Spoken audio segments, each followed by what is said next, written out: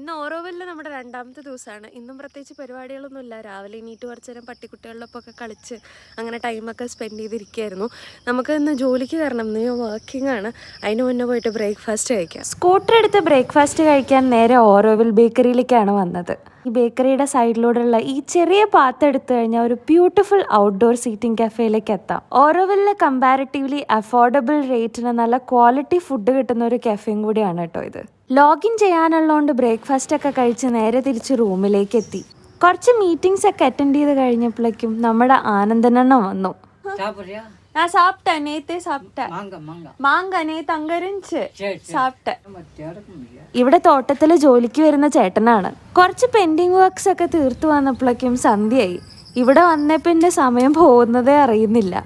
പുളി കിട്ടി. നേരത്തെ കണ്ട ആ മുത്തശ്ശനുണ്ടല്ലോ, ആളവിടെ പുളി വെച്ചിട്ടുണ്ട്, എടുത്തോളാൻ പറഞ്ഞു. ഈവനിങ് ആയപ്പോൾ നമ്മുടെ ഹോസ്റ്റ് അമുദൻ വിളിച്ചിട്ട് ചോദിച്ചു സോളാർ കിച്ചണിലേക്ക് പോകുന്നുണ്ട്, വരുന്നുണ്ടോന്ന്. പിന്നെന്താ, വരാലോ.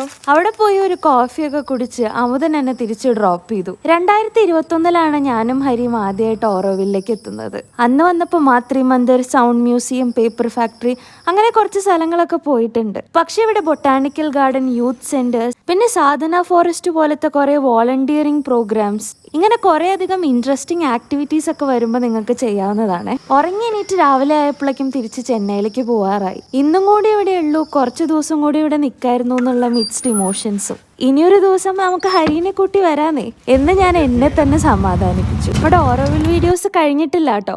അടുത്ത വീഡിയോനായി കാത്തിരിക്കണം. അപ്പൊ അത്രേ ഉള്ളൂ. ബൈ.